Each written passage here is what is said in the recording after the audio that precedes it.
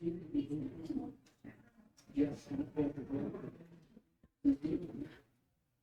good morning, everyone. It's what a joy to be back this morning. To our guests, we welcome you to the Southeast Church of Christ. We thank you for being here with us this morning to worship our God together. If you have any cell phones, we're going to ask everyone who has any cell phones, any tablets, if you can please silence the volume, if you can turn them off, as we want to give our God our very best on this first day of the week, which we know is when we as saints get together, worship Him in spirit and in truth. For the past 2 days, now today, the third day, we've been having our annual gospel meeting. And this year's theme has been titled, "Have You Considered My Servant Job?" As we've done every year, this morning in our Bible class, we will continue this theme. Brother Ronnie Scherffius comes to us from the Bryan College Station Church of Christ, where he's one of the instructors at the Texas School of Preaching. Our brother has been preaching around from 99, 98, if I'm not mistaken, and he's a graduate from the Memphis School of Preaching. He is accompanied by his beautiful wife, Athena, and his 3 lovely daughters, Izzy, Kaylee, and Athena. Our brother will be teaching us this morning the lesson, "He knows the way I take, Job's trust in God." So as we've said before, this is part of the gospel meeting, but this is a Bible class. So if you have any questions, or if you have want to know more, feel free to raise your hand, and I know that our brother would be more than ready and willing to take these and try to answer them with scripture in hand. So again, without taking much time, Brother Ronnie teaches the word.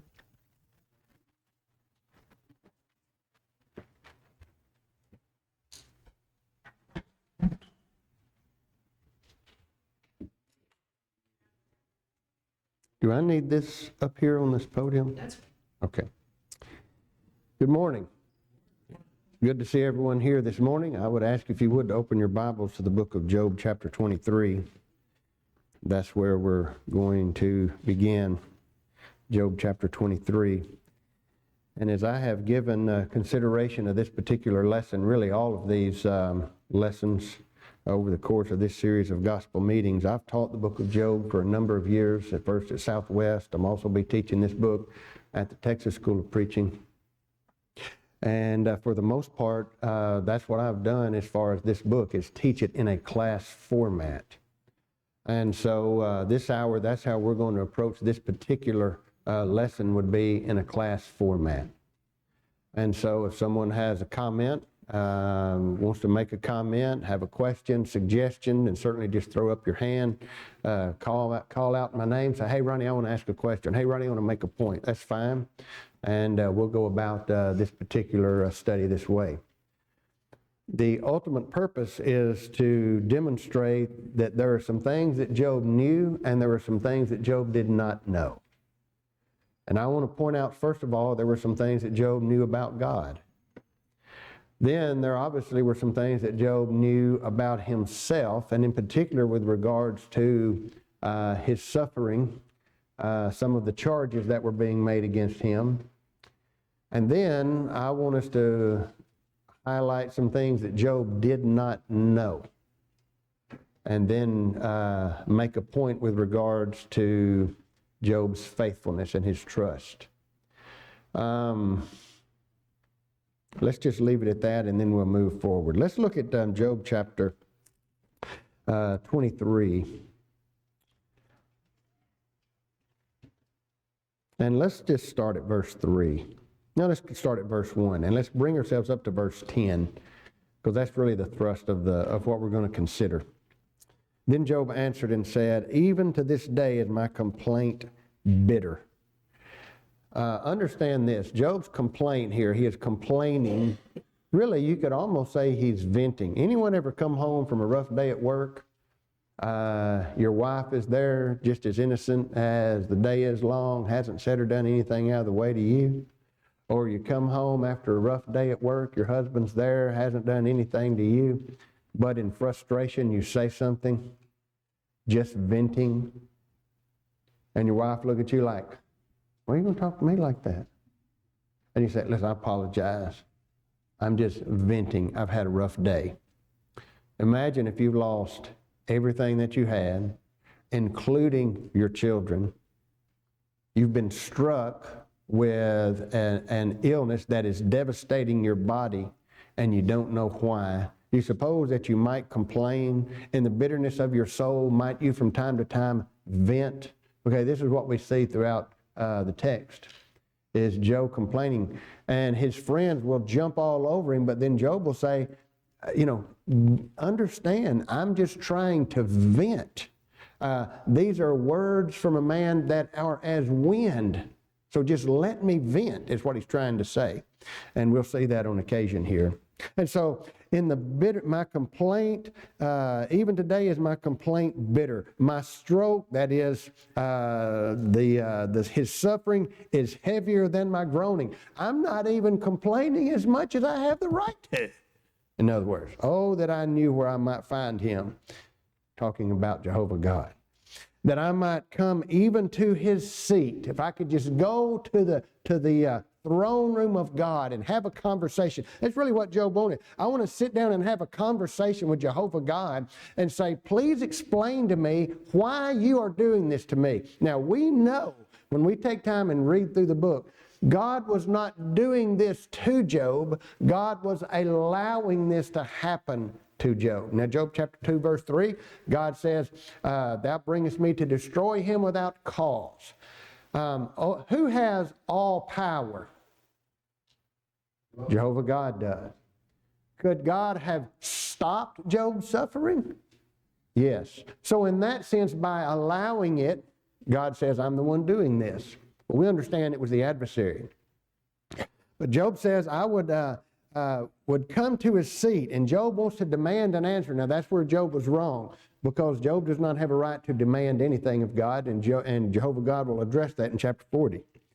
He said, I would order my cause before him. I would fill my mouth with arguments. So it's as if I'm coming into a courtroom, and I would have my arguments, and I would say, this is the man that I am, and this is the man, this is my character, this is my integrity, this is my life. Please tell me why this is happening. I would know the words which he would answer me and understand what he would say unto me. Will he plead against me with his great power? If I come before Jehovah God's throne, would he plead against me? No, he wouldn't plead. But he would put strength in me, because he would give me an explanation. He would answer my words. There, before the throne of God, the righteous might dispute with him, converse with him. Job is here saying, I'm a righteous man. I'm not an ungodly man, as his friends were claiming.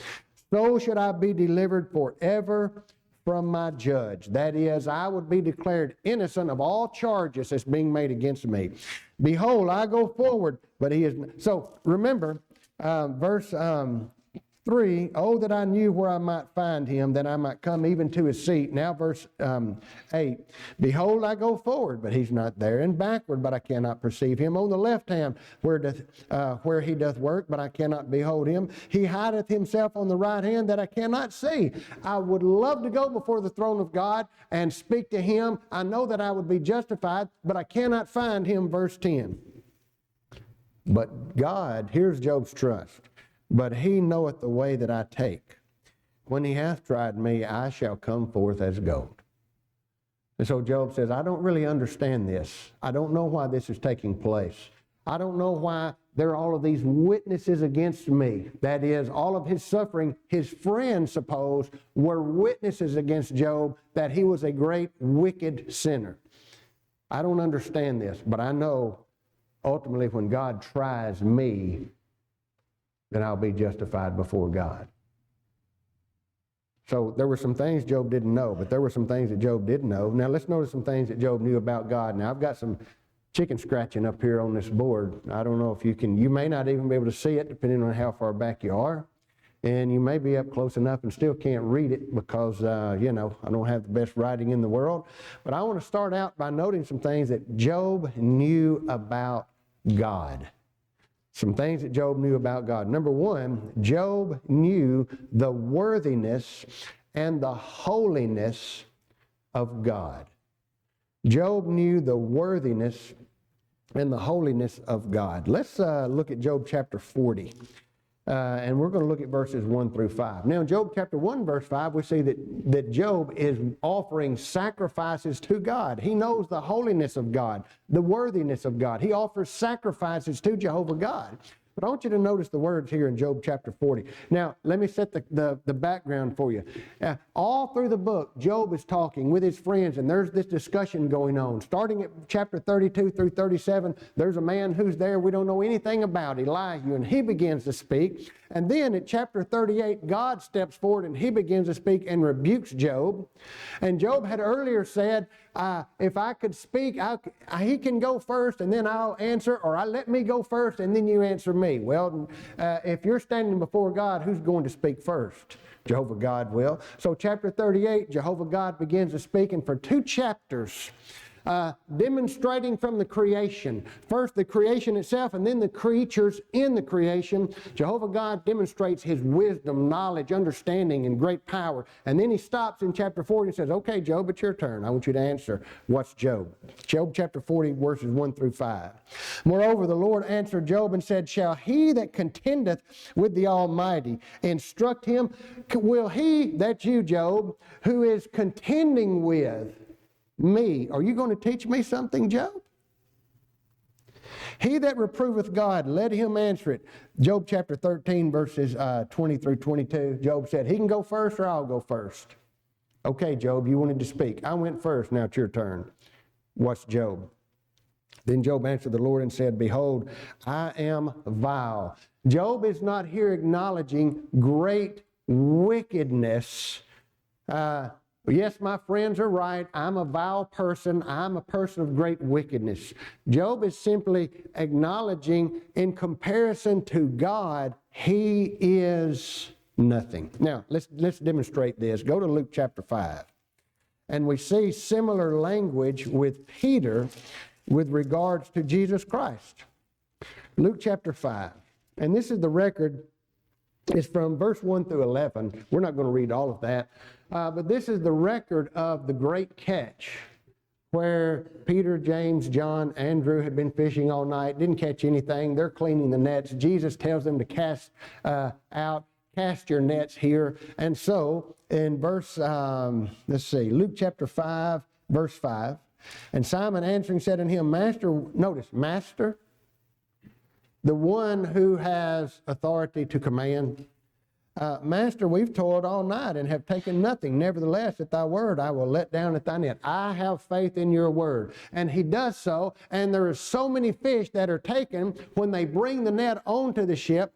The ship, and those ships will be a size to hold about 10 to 12 men. They didn't have necessarily 10 to 12 men on there because of the gear, but it would hold that many men. It began to lower the boat because of the weight that it would begin to take on water, that they had to call their partners, James and John, for help. All right, now notice verse 8. When Simon Peter saw it, he fell down at Jesus' knees, saying, Depart from me, for I am a sinful man, O Lord. So he goes from acknowledging Jesus as Master, one who has the power and authority to command, to Lord, he who is over. And notice, I'm a sinful man. Peter is not here confessing great sin. Peter is saying, in comparison to you, I am here. That's what Job is doing in Job chapter 40. Now let's go back there. Job chapter 40, verse 4. Behold, I am vile. What shall I answer thee? Job said, here's what I'll do. I'm not going to speak anymore. I spoke and I spoke out. Have you ever said something and as soon as the words came out of your mouth, you thought, I wish I hadn't said that? Have you ever said something and then after you were rebuked by somebody, I apologize. I was out of line. I shouldn't have said that. Look at close of verse 4. I will lay my hand upon my mouth. Once have I spoken, but I will not answer. Yea, twice, but I will proceed no further. I am a vile man. In comparison to you, Jehovah God, you who are worthy, you who are above man, I'm way down here. I'm nothing. Job, this is what Job knew about God, of his worthiness. Another thing that Job knew about God, I have up here, is that man's blessings come from God. Now that's demonstrated again in chapter 1, verse 5, offering sacrifices, giving honor and glory and praise to Jehovah God. Not to an idol, not to himself. But not all men have such knowledge. Let's look at Job chapter, let's look at chapter 2. Let's just notice a few passages here. Job chapter 2, verse 9. And notice Job's reply to his wife. Job chapter 2, verse 9. Then said his wife unto him, have you ever wondered why Job's children were taken, but Job's wife was left? She also was in the hands of Satan. All that he has is in thy hand. Why did she leave? Why did Satan leave his wife? He had to have somebody to deliver his messages. You know, I have great sympathy for Mrs. Job. Often someone will say, wow, well, Job refers to her, he doesn't refer to her as, but he refers to her speaking as one of the foolish women. And people say, well, she didn't have the faith that Job had. Let me tell you something. That woman lost everything Job lost and more. Because you know what she had to do? She's had to see her best friend suffer. Now, which would you rather do, ladies? Endure physical suffering yourself or watch your best friend suffer? Well, dost thou still retain thine integrity? Curse God and die. Curse God. The word curse, that's the Hebrew term, is often translated bless, and it's the sense of a greeting or a dismissal. And that's in essence what she was saying. Dismiss God from your life. And then just die. Either just give up and die, or just go ahead and kill yourself. This is her mindset. But he said unto her, thou speakest as one of the foolish women speaketh. He does not call her a foolish woman, but says her words are as such. And then notice this, what? Shall we receive good at the hand of God, and shall we not receive evil? Evil being calamity, difficulties. There is an emphasis here. All we have is of God. There's also an emphasis of God's sovereignty. You know, there's some things that Job simply did not know and did not understand, but here's something that Job knew about God. He knew that Jehovah God had all sovereignty over his creation, and God could do whatever he desired to do. Job said, I don't understand why you're doing this. Job said, why are you doing this? Job said, I'm not worthy of this, but Job never said, you don't have the right to do this. He never questioned God's sovereignty. In fact, let's notice that. Let's jump down from majesty and might, and let's just look at the sovereignty of God here in the eyes of Job. Let's go to chapter 12. Job chapter 12, verses 7 through 16. Job chapter 12, verses 7 through 16. Now, we see it in verse 1, Job is the one speaking. And he's speaking to his friends. Look at, you know, Job can be funny sometimes. He's a very sarcastic man. Look at verse 2. No doubt, but ye are the people. Now I'm going to show my age a little bit, and I look around and I see that there are some that are the same age as I am.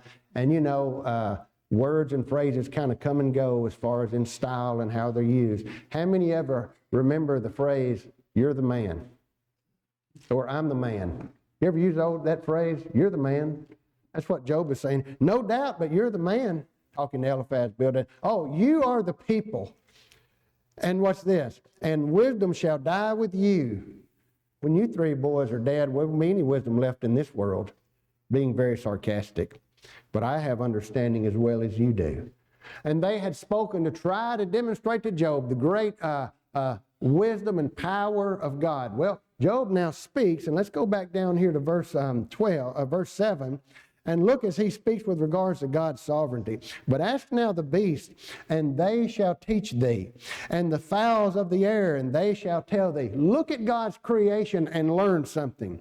Or speak to the earth, and it shall teach thee, and the fishes of the sea shall declare unto thee.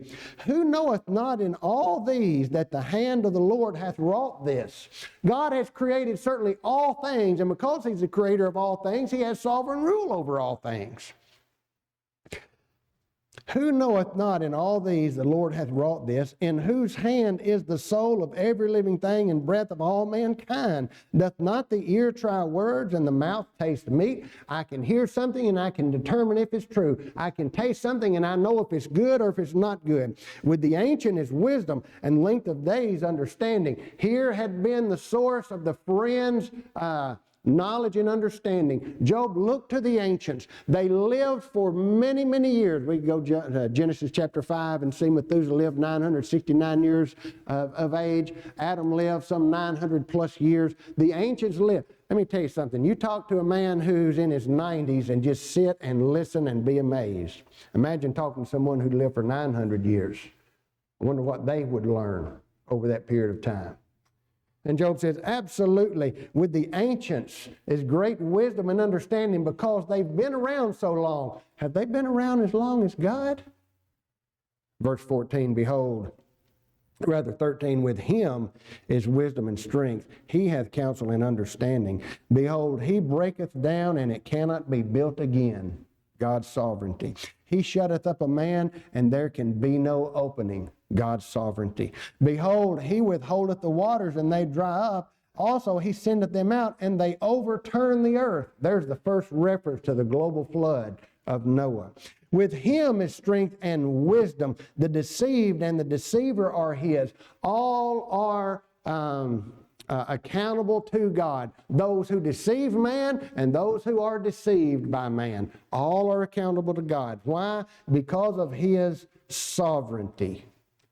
Job, there were some things that Job didn't know, but he knew of God's worthiness. He knew that blessings come from God. Job knew of God's sovereignty. Job also knew of God's majesty and of God's might. Let's look at chapter 9. Well, how much time have I got here anyways? Is somebody keeping time? But I don't have my watch. How much time? I'll have 5 minutes after a bell? Okay. Okay. Let's notice here the majesty and might. Job chapter 9. I've got noted here to read verses 1 through 12. Let's see if we get that far. The emphasis on the majesty and might of God. Then Job answered and said, I know it is so of a truth, but how should a man be just with God? And so Job is acknowledging what Bildad had just said in chapter 8. I agree with what you've said, Bildad. Now, Bildad is making a terrible application of the truths he is speaking because he's making an application to Job, though he was innocent of the charges the friends were making. But he said, but in principle, I know what you're saying is true. And how can a man who is here be just with Jehovah God, who is here? If he, man, will contend with him, God, he cannot answer him 1 of 1,000. Notice the wording. Doesn't say he couldn't answer him 1 in 1,000. Maybe I could answer God 1 in 1,000. No. Job says, if there were 1,000 times God challenged man, it wouldn't be even 1 time he could answer. It'd be 0 times he could answer. Because God's wisdom is so high. He is wise in heart and mighty in strength. Who hath hardened himself against him and who has ever hardened themselves against God? Who has stiffened their neck against God? Who has been in opposition to God and came out on the best side of it? Well, let's talk to Pharaoh. In the book of Exodus, whenever Moses approaches and Aaron approaches Pharaoh, Jehovah says, let my people go out into the wilderness to offer a sacrifice. Does anyone recall what Pharaoh's response was? Who is Jehovah? And so Jehovah says, Pharaoh, allow me to introduce myself to you. And what was the end of that? Pharaoh didn't come out on the good side of it. No one has ever hardened themselves against God and prospered because of his majesty, because of his might and power. Verse 5, which reproveth the mountains, and they know not, which overturneth them in his anger. We see God overturning the earth, which shaketh the earth out of her place. The pillars thereof tremble. Pillars of the earth, that being, again, the mountains here in poetic language, which commandeth the sun, and it riseth not, and sealeth up the stars. Who commands the day? We have occasion in the book of Joshua where God commanded the sun to stand still. We have an account in Isaiah about chapter 38 or 39 when God said, I'll cause the sun to go backwards in time. Job was aware of God's majesty and aware of God's might. Let's move forward and let's notice the superiority of God. Go to chapter 9. Job chapter 9. Is that where we are? Let's drop down to verse 32. And this is one of the great verses in the book. Job says, for he is not a man as I am, that I should answer him, and we should come together in judgment. I can't look God eye to eye and speak to him as an equal because he is far superior to me. Now we have to notice the next verse because we're here. Neither is there, and I'm reading from the old King James, neither is there any daysman. The American Standard says umpire. The New King James says mediator. What if we had no mediator? Who would reason with God on our behalf? See, Job was on the other side of the cross, unaware that a mediator was coming. And Job said, in this condition, because he's God and I'm man, there is not one. Look at it. Neither is there a mediator betwixt us that might lay his hand upon us both, that has walked in the shoes of man and walked in the shoes of God, that can put his hands on the shoulder of God and the hands on the shoulder of man and bring them together and make peace. See, Job knew the superiority of God. Now, there's some things that Job knew about God. He knew that God was worthy of man's love and devotion. He knew that all blessings come from God. He knew of God's majesty and might, his sovereignty, and his superiority. Let me tell you something else that Job knew. Job knew that he was suffering greatly. Look at chapter 6. Job knew that he was suffering greatly. How much time have I got, Brother Obed? Got about 45 minutes left? 30 minutes left? All right, let me take a breath and slow down a little bit. Job knew that he was suffering greatly. Obviously, Job knew that he was suffering because he was experiencing the suffering. And we will have occasion this evening to consider the suffering of Job because we read in chapter 2 that he was struck with boils from head to toe. And if we stop there, we assume that's all there was, but there was so much more. But Job provides for us in poetic language an explanation of his suffering. Look at Job chapter 6. Let's look at verses 1 through 3. But Job answered and said, oh, that my grief were thoroughly weighed and my calamity laid in the balances. Now, if we had time, we would look at chapters 4 and 5, and we would see the first friend, and the friends came for a good purpose, chapter 2. They made an appointment to come together to comfort Job. But when they arrived, they went from comforters to accusers. Job will call them miserable comforters, are ye all. But Eliphaz in chapters 4 and 5 just lowers the boom on Job. And in chapter 4, verse 7, and we noticed this yesterday, but look at it again. Job 4:7, remember, I pray thee, whoever perished being innocent, or where were the righteous cut off? And then as we go further in chapter 4, Eliphaz said, well, I had a vision. And in my vision, I saw you as a wicked man. That's what he's saying, in essence, not verbatim, not in those words, but in so many words, that's what he's saying. So now Job is going to try to defend himself here in chapter 6. And so Job says, oh, that my grief were thoroughly weighed and my calamity laid in the balances. Eliphaz, if you just showed up. You know, we read from page to page when we read the scriptures, and it's as if this happened and then this happened and this happened just like that. But listen, Job, when the first attack, he loses all that he has, his flocks and herds, all of his servants and his children. Satan returning and striking Job physically didn't happen the next day. We need to understand there would have been weeks, perhaps months, that would take place. Because all of these servants, his children, There would be funerals. There would be burials. There would be time of grief. And then he returns again. And then there is going to be enough time with regard to the physical suffering that we see in chapter 2 when the friends arrive. They can't even recognize the man. And they show up and immediately begin to condemn him, having no knowledge of any wrong he's done and no knowledge of how great his suffering has been. And Job says, if you could just, Eliphaz, take my grief and my sorrow and my suffering and put it in a balance, it would be so heavy. I don't know what on earth would even bring up the scale to make the balance equal. And then in verse 3, Job considers the heaviest thing that he can imagine. Notice what he says. For now it would be heavier than the sand of the sea. Therefore my words are swallowed up. Your translation may say, therefore my words are hard to swallow. Therefore, what I'm saying is difficult for you to hear. I'm venting, Eliphaz. You're my friend. Encourage me. But notice what Job puts on the balance, on the scale.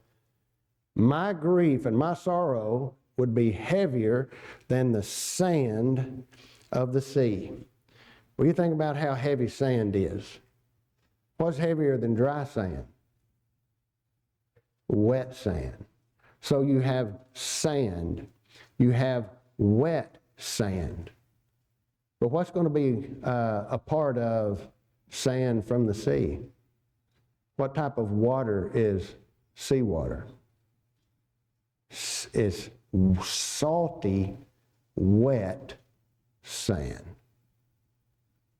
Job said, even then you would not fully understand my suffering and my grief. Job knew he had been suffering. And not only this, but Job knew that he was not guilty of great wickedness. Now if you're taking some notes, I'm going to give you some passages of Scripture to write down. We're going to notice some of them, but just so you would have some to look at a later time to consider. We notice this one in Job 22, 5 through 10, where Eliphaz says, your iniquities are infinite.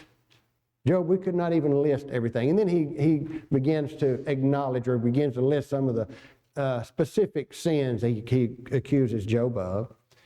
Then Bildad speaks in Job chapter 8, verses 8 through 20. And he notes in poetic language, he uses marshy plants. He uses a spider web. He uses this, a vine, as it were, growing around rocks. And he uses those figures to try to instruct Job. Job, you're not depending on God. And not depending on God, you have perished. The wicked may prosper, but it's only going to be temporary, and then they'll perish. And that's what you see there in those figures in Job chapter 8, verses 8 through 20. But I want us to look at Zophar. Job chapter 11. Open your Bibles to Job chapter 11. Of the men speaking, Zophar is going to speak the least. But in this particular instance, I want to read from verse 13 through 20. Now let's notice what he says. Job chapter 11, beginning with verse 13. And just notice the accusation here. For vain man would be wise. What did I say? 11? Let me back up. No, I said 13. Let me move to 13. Well, let me read 12, just because it's a fun verse. Okay? Forgive me, I'm having fun here. For vain man would be wise, though man be born like a wild ass's coat. Poetic language, what Zophar is telling Job. Job, the day you become a wise man will be the day that a donkey gives birth to a man. That's the day you'll have wisdom. We might say when pigs fly. He said when a donkey gives birth to a man. That's when you'll be a wise man. Then, if thou prepare thine heart and stretch out thine hands toward him. To stretch out the hands were to ask blessings of God. We read in the book of 1 Timothy, lifting up holy hands. The idea there is prayer, okay, special requests. So that's what he says here. Job, if you would prepare your heart and stretch out your hands toward him, you can't do that now because your hands are full of iniquity. Look at 14. If iniquity be in thy hand, put it far from thee. Let not thy wickedness dwell in thy tabernacle. For then Then shalt thou lift up thy face without spot. Yea, thou shalt be steadfast and shalt not fear. Job had said that he was fearful, he was afraid, he was in terror of God. But Job, if you just cleanse your heart, you wouldn't be. Verse 16. Because thou shalt forget the misery and remember it as waters that pass away. Okay. Did you really just say that, Zophar? Job, I know you just buried 10 children. But if you'll just listen to me, you'll forget all about it.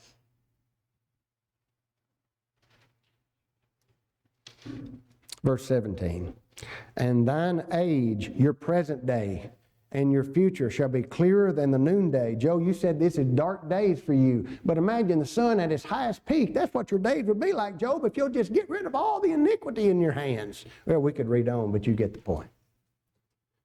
But Job declared that he was not guilty of such things. Now, let's go back to Job chapter 6.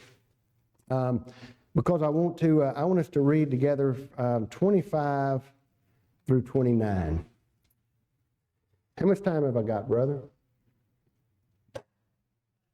Okay, good. Job 6, 25 through 29.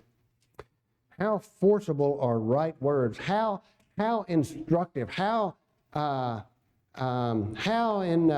effective are words that are right? But what doth your arguing reprove?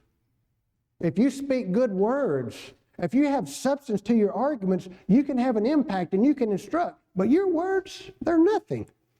Do you imagine watch this, do you imagine to reprove words and speeches of one? Do you imagine to prove, Job would say, my words and my speeches of one that is desperate, which are as wind? I am just trying to vent, and you're reproving me. Just listen and encourage me, please. Yea, ye overwhelm the fatherless, ye dig a pit for your friend. All right, the picture here is, we would have record, I believe it's in 2 Kings, maybe chapter 5 or 6, where there was a one who had lost her husband. They were in great debt, and those to whom they owed the debt came and took the children as payment. Job says, that's how you're treating me.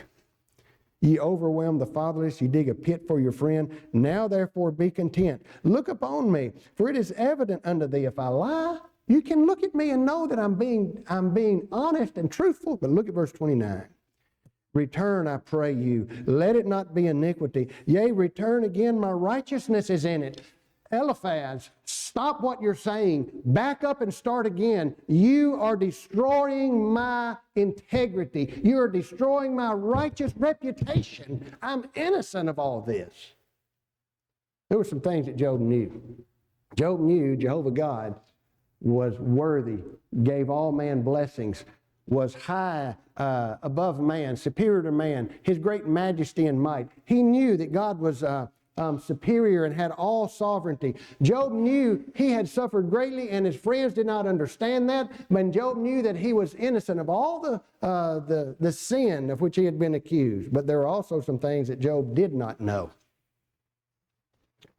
Now let's consider these, some things that Job did not know. Look at chapter 3. Job did not know why he couldn't just die. You know, it's incredible to me and worthy of our consideration and understanding that in all this, Job never even considered taking his own life. But what do many do today? When they see themselves in a situation, I'm going to die anyway. The doctor said I had 6 months. I'll just go ahead and take my life. Please don't do that, because your life is not yours to take. Job didn't try to take his life. He only wondered, why can't I just die? Now, let me make this point and then we'll read a few verses. Some people say, oh, you should never ask why. God said of Job, by inspiration, in all this, Job sinned not with his lips. But you know what Job did all through the book? He asked why. It's not a sin to ask why. Job was a man trying to figure out this life. What would be a sin is, in doubt, to turn from God. And Job never did that. He was just trying to seek some understanding. That gives me 5, correct? All right, chapter 3, let's look at 11 through 13 here. Chapter 3, 11 through 13. Why died I not from the womb? Why did I not give up the ghost when I came out of the belly? Oh, wow, wait a minute. Why died I not from, literally, in the womb? Wait a minute, Job. In order to die, you must first have what? In order to die, what must you first have? And Job said, why died I not from or in the womb? That means what was in the womb? Life. That tells me something about abortion. It's the wrongful taking of life. Why died I not from in the womb? Why did I not give up the ghost when I came out of the belly? Why did the knees prevent me or receive me? That's not a picture of his mother giving birth. That's a picture of his father receiving him on his lap and raising him up. We see that in Genesis 48, 49, 50. Read those 3 chapters. You'll see that with Joseph bringing up his children, or Jacob bringing up his grandchildren. Why did the knees receive me, or why the breast that I should suck? For now should I have lain still and been quiet. I should have slept then had I been at rest. If I was just going to be born to endure all of this, why can I not die? Now, let's notice also here verses 20 through 22, and then we'll have to move on because time's fixing to get close. Verse 20, wherefore is light given to him that is in misery? He's talking about himself. And life unto the bitter of soul. Job was a bitter, he was experiencing bitterness. Why is life given to me? Who has the right to give and take life? Which long, talking about himself, which long for death, but it cometh not, and dig for it more than hid treasures. To Job, death would have been the greatest treasure, which rejoice exceedingly and are glad when they can find the grave. Job said, why can't I just die? There were some things Job didn't know. I'll tell you something else Job didn't know. Job didn't know why the wicked prosper. Look at chapter 21. I've got, 3 minutes, we'll say, 2 minutes. We'll look at this and then we'll make our point. Job chapter 21. And we're going to look at verses 7 through 16. Job 21, verse 7. Wherefore do the wicked live? You know, we sang the song last night, farther along we'll know all about it. Farther along we'll understand why. Why are there some that prosper living in wickedness year after year? I don't understand that, Job would say. Well, wherefore do the wicked live, become old, yea, are mighty in power? Their seed is established in their sight with them, and their offspring before their eyes. Where's my offspring? Job would say. They're gone. And I'm a righteous man. Why do the wicked get to enjoy their family? Their houses are safe from fear, neither is the rod of God upon them, as it is with me.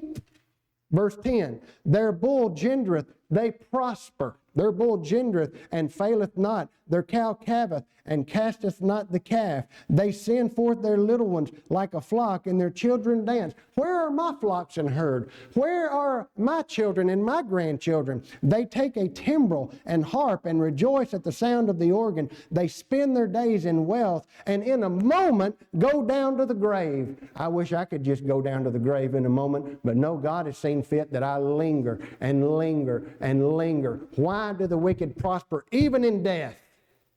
Verse 14, therefore they say unto God, depart from us. I don't say that to God. My wife said, tell God to depart. That's what the wicked say. Therefore they say unto God, depart from us, for we desire not the knowledge of thy ways. What is the Almighty that we should serve him, and what profit should we have if we pray to him? What good? I've got everything I need. What good would it do to me to pray to Jehovah God and bow down to him? Verse 16, lo, their good is not in their hand. They're not self-made men. Everything they have was given to them by God. Now look at this. The counsel of the wicked is far from me. I can't wrap my mind around the way people think. Now let's go to Job 23 where we started. And we'll bring our lesson to a close. I've got time. All right, 10 through 12. But he knoweth the way that I take. When he hath tried me, I shall come forth as gold. My foot hath held his steps. His way have I kept and not declined. Neither have I gone back from the commandment of his lips. I have esteemed the words of his mouth more than my necessary food. Job says, there are some things that I know about God. There are certainly things I know about myself. There are some things in this world I don't know. But I know God. And for me, that is enough.